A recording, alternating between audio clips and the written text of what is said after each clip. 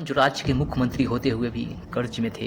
एक ऐसा मुख्यमंत्री जो 2 जोड़ी कपड़े में ही मुख्यमंत्री का कार्यकाल बिताया। एक ऐसा इंसान जो चुनाव प्रचार में खुद ही चप्पल पहनकर निकल जाते थे। एक ऐसा इंसान जो कहते थे मुख्यमंत्री मेरे लिए कुर्सी नहीं, समाज सेवा का एक जरिया है।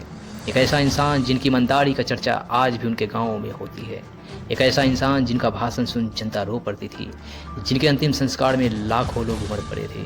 नमस्कार दोस्तों, आज हम बात कर रहे हैं भारतीय राजनीति के महान नायकों में से एक, जिन्होंने अपना जीवन सामाजिक न्याय और पिछड़े वर्ग के उत्थानों के लिए समर्पित कर दिया। उनकी ईमानदारी, सादगी और संघर्ष आज भी लोगों के लिए प्रेरणा है। दोस्तों, हम बात कर रहे हैं मरणोपरांत भारत रत्न प्राप्त जननायक कर्पूरी ठाकुर के बारे में।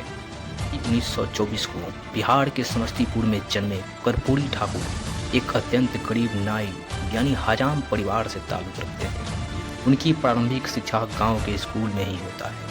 फिर उस शिक्षा के लिए राजधानी पटना के विद्यापीठ से उच्च शिक्षा प्राप्त की और शिक्षक बने।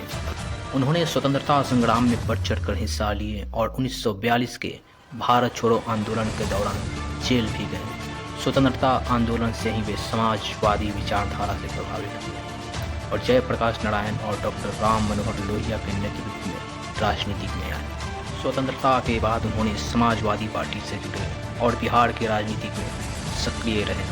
1952 में पहली बार विधायक चुने।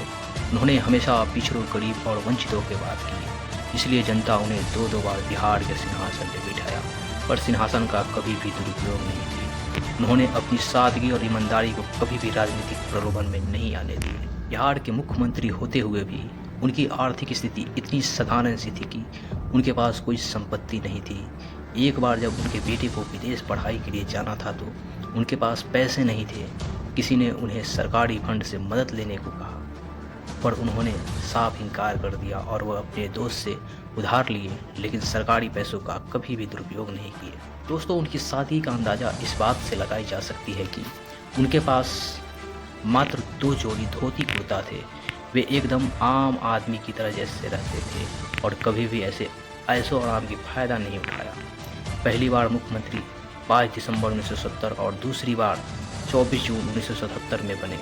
1978 में कर्पूरी फार्मूला लागू करके, जिसके तहत पिछड़ा वर्ग ओबीसी को सरकारी नौकरियों में शिक्षा में आरक्षण मिला।